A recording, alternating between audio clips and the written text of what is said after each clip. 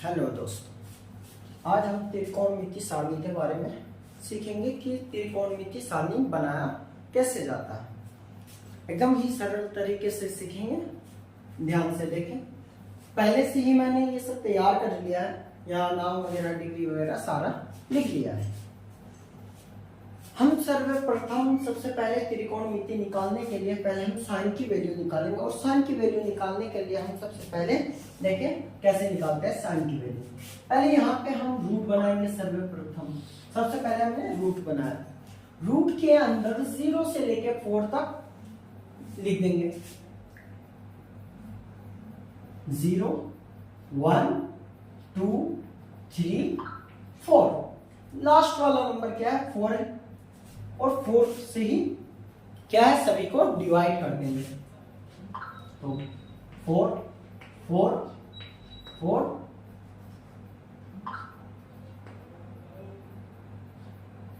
4 और ये 4 बराबर रूट। अब हम क्या करेंगे, इसे डिवाइड करेंगे। ऊपर 0 हो, नीचे कोई भी नंबर हो, हमेशा 0 ही आता है, क्योंकि 0 को किसी भी नंबर से डिवाइड करते हैं 0 ही आता है। तो ये 0 आ गया, ये डिवाइड नहीं हो, अगर होगा तो पॉइंट पे आएगा, हमें पॉइंट पे लाना नहीं है। तो 1/, यानी 1/4 का 1/4, 1/4। ये 2 से डिवाइड हो जाएगा, 2 1 2 2 2 4, 1/2। ये डिवाइड नहीं होगा, इसे ऐसा का ऐसा ही रख देंगे, 3/4। और ये 4 की टेबल में 4 आता है 1 टाइम्स, ये 1 आता है। अब इसे क्या करेंगे, रूट के बाहर ले आएंगे। हम जानते हैं कि 0 का जो स्क्वायर है वो 0 ही होता है। 0 का स्क्वायर क्या होता है, 0 ही होता है। रूट के अंदर अगर 0 है तो भी बाहर अगर लाना हो तो 0 आएगा। ऐसे ही 1 है, रूट के अंदर 1 रहे तो भी 1 ही आएगा, क्योंकि हम जानते हैं 1 का स्क्वायर क्या होता है, 1 ही होता है। तो हम इसे यहां बाहर लाएंगे, 0 को रूट से बाहर लाएंगे 0, 1 को रूट से बाहर लाएंगे 1, और हम जानते हैं 2 का स्क्वायर 4 होता है, और रूट के अंदर 4 है। इसे बाहर लाना हो तो हम क्या करेंगे, बाहर आ जाएगा 2 आ जाएगा, ये हमने यहाँ 2 ले लिया। ये 1 का रूट के अंदर 1 है, बाहर लाएंगे 1। अब हम जानते हैं कि 2 जो है ये किसी का स्क्वायर नहीं है, तो ये रूट के अंदर ही रहेगा। जिसका स्क्वायर नहीं होता वो रूट के अंदर ही रहेगा। यहाँ पे 3 का रूट नहीं होता, ये रूट 3 ही रहेगा। अब ये 4 है, 4 का 2 का स्क्वायर है, ये 2 आ गया, और 1 का स्क्वायर आता है, इसलिए 1 ही आता, रूट के बाहर लाया 1 ही आता। ये हमारा जो है साइन की वैल्यू तैयार, और हम इसे एक एक करके क्या है एक एक बॉक्स में रख देंगे। यहाँ साइन की वैल्यू जो है, साइन 0 की वैल्यू 0 आई, यहाँ 0। साइन 30 की वैल्यू 1/2, साइन 45 की वैल्यू 1/√2, 1/√2। साइन 60 की वैल्यू √3/2, √3/2, और साइन 90 की वैल्यू 1। और हम जानते हैं यहाँ पे कि त्रिकोणमिति सारणी में क्या है, साइन की जो है वो कोस का अपोजिट होता है। तो ये रहा, साइन का उल्टा क्या हो जाएगा, कोस हो जाएगा। जो साइन 90 की वैल्यू है वो कोस 0 की वैल्यू हो जाएगी। ऐसे ही जो 30 है वो 60 अपोजिट करते रहेंगे। तो साइन 90 की वैल्यू तो कोस 0 की वैल्यू 1, ऐसे √3, ऐसे उल्टा लिखते जाए, 1/√2 और 1/2 और ये 0। इस तरह से हमने कोस की साइन और कोस की वैल्यू निकाल दी।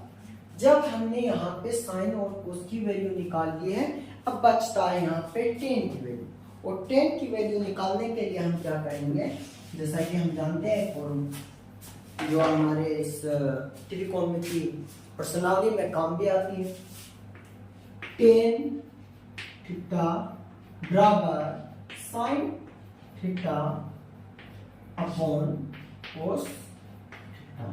यानी साइन में कोस से साइन को कोस से डिवाइड करेंगे, भाग देंगे, तो हमारे पास टेन की वैल्यू आ जाएगी।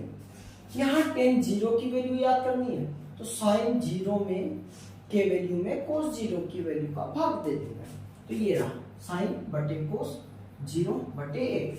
और हमने पहले ही बता दिया, ऊपर कोई भी नंबर ये ऊपर जीरो नीचे कोई भी नंबर हो जीरो ही आता है, ये जीरो। यहाँ 2 से 2 कैंसिल हो जाएगा, ऊपर क्या है 1 है, 1 नीचे बचा √3, ये 3 आ गया। ये 1 से 1 कट जाएगा, √2 से √2 कट जाएगा एक बार। यहाँ 2 से 2 कैंसिल हो जाएगा और √3 आ जाएगा। अब यहाँ पे नीचे 1 बचता है, ये अपनी मर्जी, अगर 1 लिखे तो ठीक है, वरना कोई इश्यू नहीं है। हाँ, लेकिन अगर ऊपर 1 आए तो ऊपर लिखना 1 अनिवार्य है, जरूरी है, वरना हम गलत कर सकते हैं। अब यहाँ पे क्या है, ऊपर 1 है नीचे 0 हो, तो एक बात हमेशा याद रखना, अगर कोई भी एक से लेके कोई भी नंबर हो ऊपर और नीचे 0 हो, तो वो क्या हो जाता है, अपरिभाषित। क्या हो जाता है, अपरिभाषित।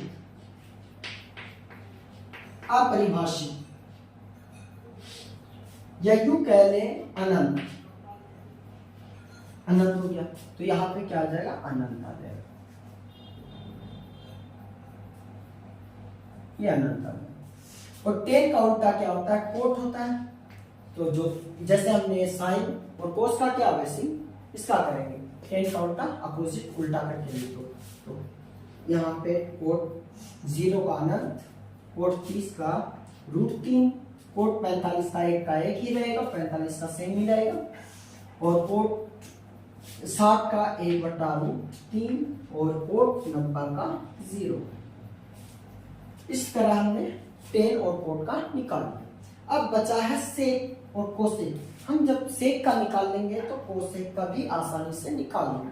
और सेक का निकालने के लिए हम क्या करेंगे, यहाँ पे कोसेक को का काम में लेंगे, कोसेक की वैल्यू काम में लेंगे। यहाँ पे जो कोसेक की वैल्यू है, यहाँ हम क्या करेंगे, जो नीचे वाला नंबर है इसे ऊपर भेज देते हैं और ऊपर वाले नंबर को नीचे भेज देते हैं। यहाँ 1 है, नीचे भी इसके 1 ही, तो ये 1 ऊपर जाएगा, नीचे भी 1 आएगा, यानी 1 का 1 ही आएगा। ठीक है, यहाँ 2 ऊपर गया, √3 नीचे आया, ऐसे यहाँ √2 ऊपर जाएगा और 1 नीचे आ जाएगा। तो √2 नीचे 1 लिखे तो ठीक है, वरना कोई दिक्कत की बात नहीं है, अगर नहीं भी लिखेंगे तो गलत नहीं है। यहाँ 2 को ऊपर भेजेंगे और 1 को नीचे, 2 ऊपर गया, नीचे 1 लिखो या ना लिखो, बात एक है। अब यहाँ पे 0 है, इसके नीचे हम जान रहे हैं कि 1 है, और जब यहाँ पे करेंगे 1 को ऊपर भेजेंगे, 0 को नीचे लाएंगे, तो यहाँ पे 1/0 आ जाएगा, जो क्या हो जाएगी, अपरिभाषित हो जाएगी, या यूं कह देते हैं अनंत। तो यहाँ पे क्या आ जाएगा, अनंत आ जाएगा। और जब हमने सेक का निकाल लिया तो कोसेक का क्या होगा, सेक का उल्टा कोसेक होता है।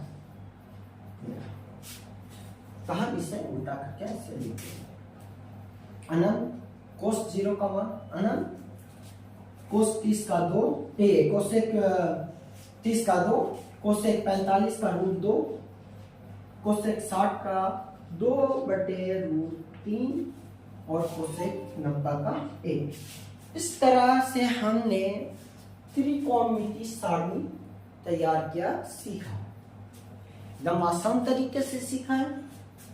सबसे पहले हमने साइन की वैल्यू निकाला, साइन की वैल्यू निकालते ही साइन का उल्टा कोस होता है, हमने कोस का उल्टा कर दिया, जो 90 था वो 0, 60 30 45 सेम रहा, 30 60 बन गया और 0 90 बन गया।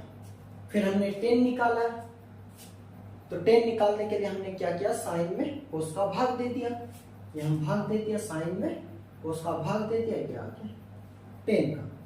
फिर आता है कोट, टेन का उल्टा कोट होता है, हमने कोट की वैल्यू लिख दी अपोजिट करके, उल्टा करके। फिर सेक का निकालना था तो हमने कोस से को कोस से निकाला, और कोस से निकालने के लिए हमने क्या किया, जो नीचे वाला नंबर था उसे ऊपर भेज दिया, और जो ऊपर वाला नंबर था उसे नीचे कर दिया गया। 2/√3, √2 ऊपर 2, यहाँ पे 0/1 था तो अनंत अपरिभाषित हो गया। फिर सेक का उल्टा हमने कोसेक कर दिया। इस तरह से हम त्रिकोणमितीय सारणी बना